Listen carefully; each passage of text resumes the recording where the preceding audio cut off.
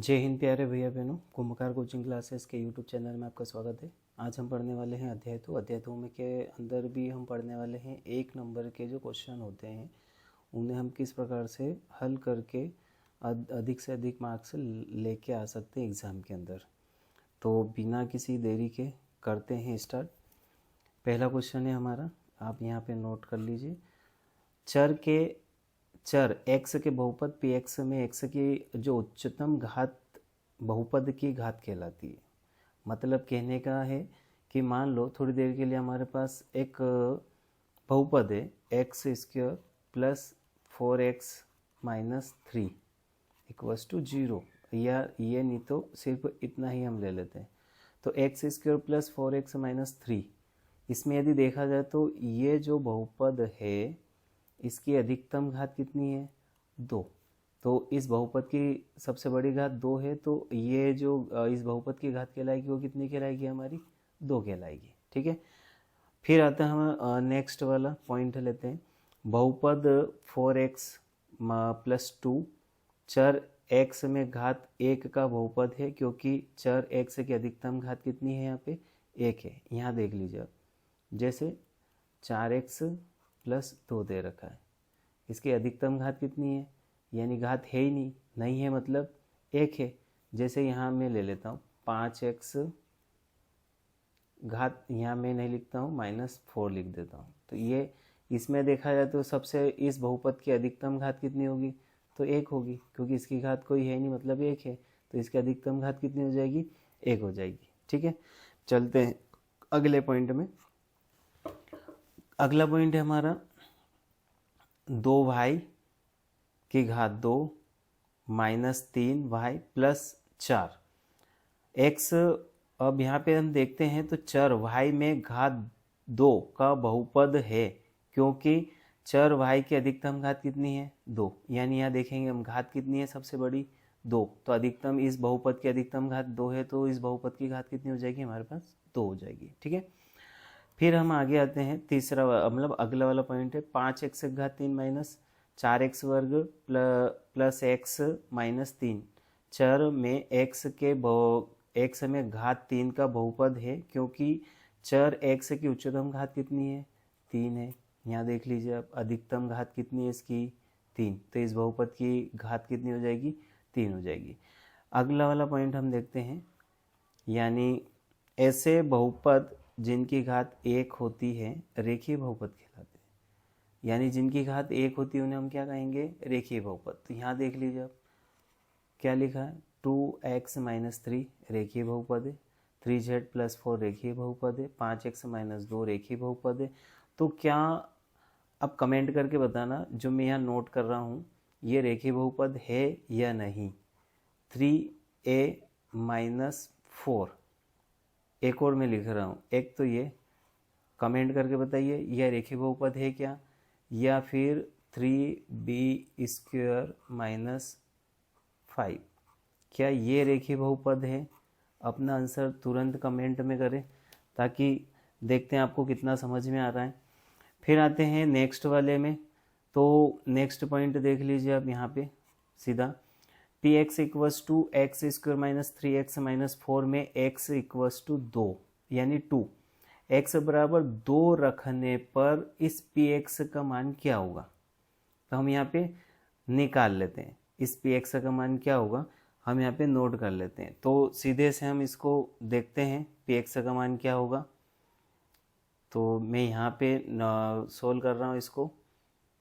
ठीक है, देखते हैं px का मान यहाँ पे क्या निकल के आता है हमारे सामने।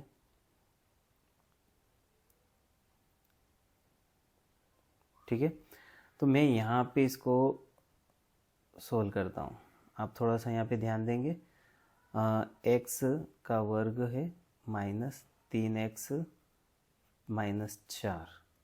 अब यहाँ पे हमें मान रखना है x बराबर 2, यानी अपनी भाषा में बोले ना तो जहाँ x है वहाँ पे 2 रख देना है सीधे से। तो मैं यहाँ रख देता हूँ, यहाँ पे x है, यहाँ 2 रख दिया, यानी 2 की घात 2 हो जाएगी, माइनस 3 गुणित 2 माइनस 4।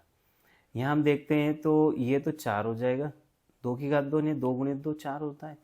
फिर यहाँ पे इन दोनों का मल्टीप्लाई करें मतलब गुणा करेंगे तो 6 आएगा और यहाँ पे -4। अब ये माइनस का है और ये प्लस का है, घट गया 0 बचा, यहाँ आंसर कितने बचे तो -6। यानी सीधे से इस px का मान क्या होगा, इसका मान क्या होगा तो डायरेक्ट -6 होगा। ये आपको हल करना पड़ेगा, आपको पीछे रफ कार्य में इसको सोल्व करके तुरंत देखना पड़ेगा और वहाँ पे टिक करना पड़ेगा, क्योंकि हमारे पास समय नहीं रहेगा। तो यहाँ थोड़ा सा डिटेल में आप प्रैक्टिस कर लीजिएगा, फिर आपको तुरंत समझ में आ जाएगा। नेक्स्ट वाला पॉइंट देखते हैं हम क्या है। यदि बहुपद px में x को किसी वास्तविक संख्या k के प्रतिस्थापन करने पर बहुपद का मान शून्य प्राप्त होता है, अर्थात pq इक्वल्स टू 0, तो k बहुपद का क्या कहलाएगा, शून्यांक कहलाएगा। यानी जैसे मैं सिंपल सा आपको बताऊं तो कोई भी हम यहाँ पे ले लेते हैं, जैसे कि मैंने लिया 3x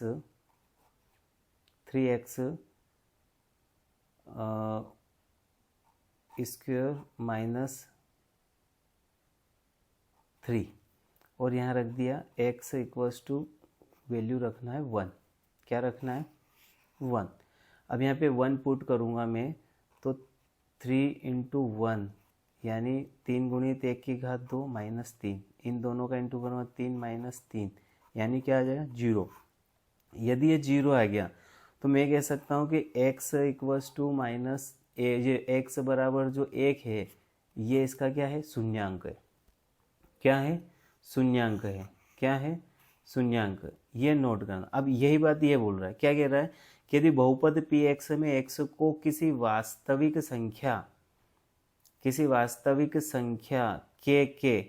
k से प्रतिस्थापित करने पर बहुपद का मान शून्य प्राप्त होता है, अर्थात pk इक्वल्स टू 0, तो जो k बहुपद का शून्यांक कहलाएगा। क्या कहलाएगा, बहुपद का शून्यांक। वो मैं यहाँ पे आपको प्रूव कर दिया है, ठीक है।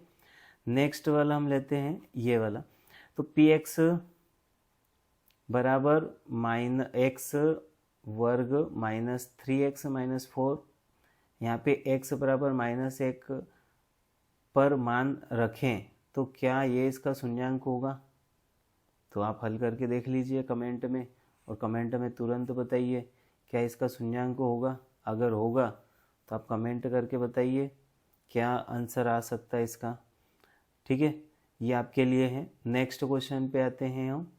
नेक्स्ट क्या बन रहा है हमारा, तो देख लीजिए आप। नेक्स्ट वाला जो है सिंपल सा,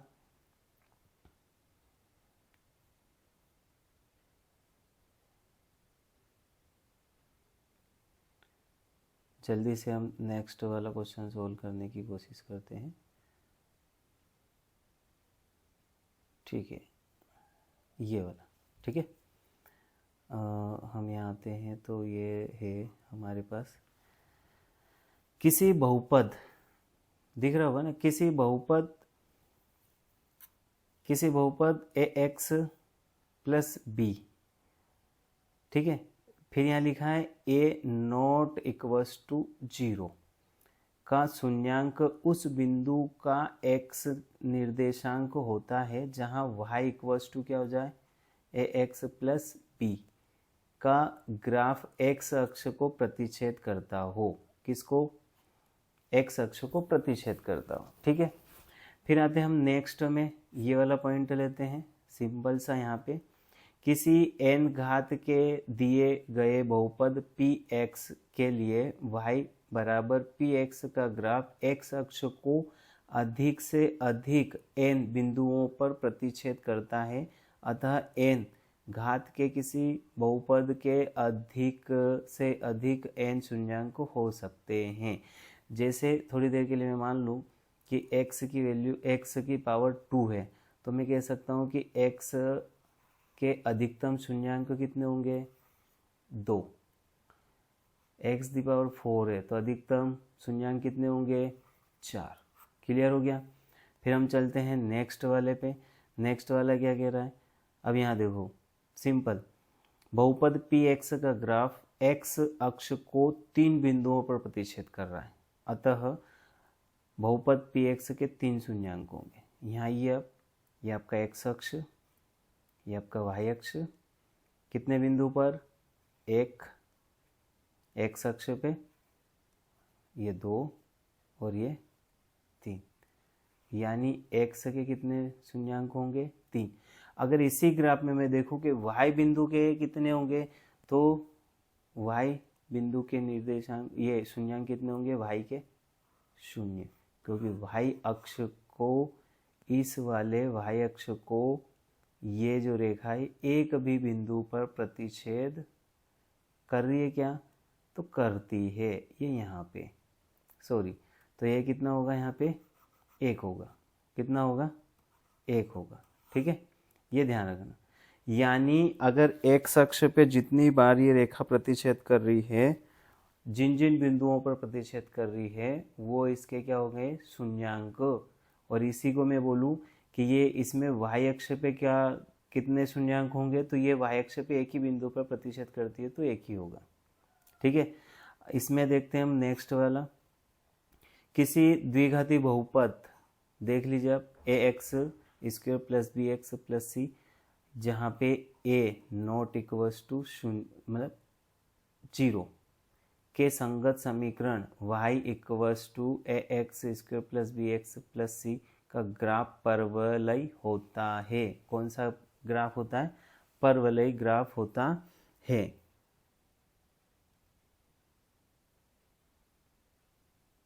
नेक्स्ट पे चलते हैं, हमारा जो नेक्स्ट क्वेश्चन है देख लीजिए आप,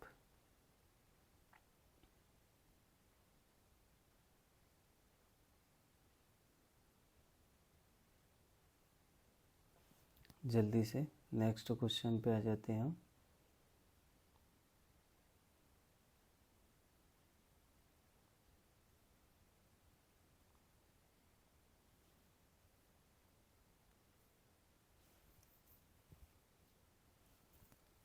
नेक्स्ट है हमारा, यहाँ पे नोट कर लीजिए, बहुपद पी एक्स का ग्राफ एक्स अक्ष को कितने बिंदुओं पर प्रतिच्छेद करता है, उस बहुपद पी एक्स के उतने ही शून्यांक होंगे। ये थोड़ी देर पहले मैंने बताया था आपको। मान लो ये है, ये एक्स अक्ष है, वाई अक्ष है। अगर मैं यहाँ से कोई लाइन ड्रॉ करता हूँ, ये, अब इसको मैं आगे बढ़ा देता हूँ, तो एक्स अक्ष पे कितने, 1 2, यहाँ 3 4 5 6, तो इसके शून्यांक कितने होंगे, 6। ये बात ध्यान रखना। फिर हम आते हैं नेक्स्ट वाला पॉइंट हमारा क्या है, रेखीय बहुपद का व्यापक रूप ए एक्स प्लस बी है, जहाँ ए तथा ए चर एक्स का गुणांक है और बी अचर पद हैं तथा ए नॉट इक्वल्स टू 0 है। ये रेखीय बहुपद का व्यापक रूप कह सकते हैं या फिर आदर्श रूप कह सकते हैं। इसमें हम देखते हैं तो ए नॉट इक्वल्स टू 0 आएगा और जो बी वाला है वो चर रहेगा। क्या रहेगा, चर रहेगा, ठीक है। नेक्स्ट वाले पे आते हैं, तो द्विघाती बहुपद का व्यापक रूप A X square plus B X plus C है, जहाँ ए बी सी वास्तविक संख्या है और ए नॉट इक्वल्स टू 0, यानी ए के बराबर 0 नहीं है। फिर हम आते हैं नेक्स्ट वाले पे, P X equals to x square plus B X plus C द्विघाती बहुपद के शून्यांक अल्फा और बीटा हो तो क्या क्या हो सकता है। शून्यांकों का योगफल क्या होगा, शून्यांकों का योगफल आपका alpha plus beta equals to minus B plus C होगा। Alpha plus beta equals to minus B बटे ए होगा। ये क्या है, अगर इसका संबंध हम निकाले सीधे तो ये आपका कहलाएगा, बी देख लो, बी कहाँ है, तो बी एक्स का गुणांक है, माइनस लगा है तो ये माइनस एक्स का गुणांक कहलाएगा। और ए कहाँ है, तो एक्स वर्ग का गुणांक है, ये एक्स वर्ग का गुणांक है, ठीक है। सिंपल सा अपनी भाषा में। आगे बढ़ते हैं हम सीधे, बिना देरी के आगे चलते हैं। तो इसी में हम देखते हैं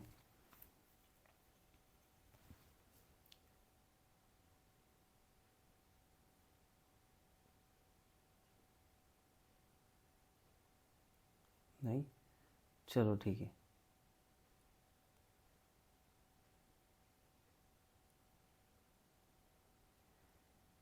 ये है नेक्स्ट वाला, देखते हैं हम। शून्यांकों का गुणनफल, गुणनफल मतलब अल्फा इंटू बीटा, यानी सीधे alpha into beta equals to, पढ़ा था हमने सी बटे ए।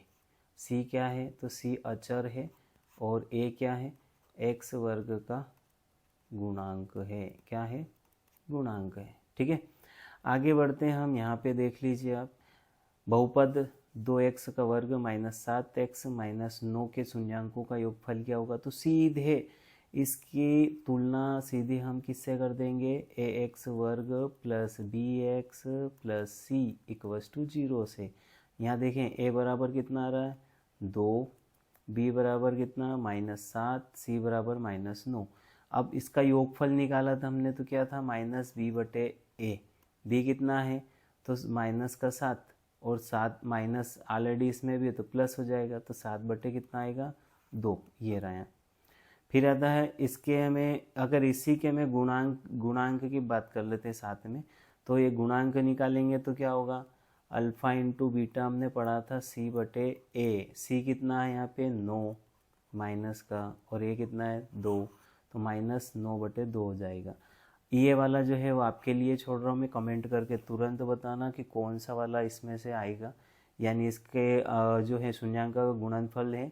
और इसमें एक और लिख लीजिए, अल्फ़ा प्लस बीटा की वैल्यू भी आपको बताना है, कमेंट करके बताइए जल्दी से कौन सा इसका अल्फ़ा प्लस बीटा क्या होगा। ठीक है, नेक्स्ट वाला देखते हैं हम।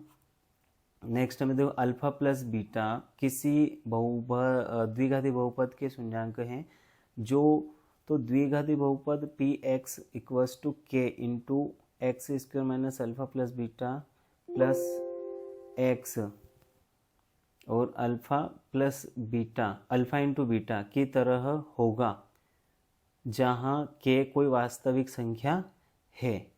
ठीक है, इसके आगे का हम कल पढ़ेंगे। जब तक के लिए जय हिंद।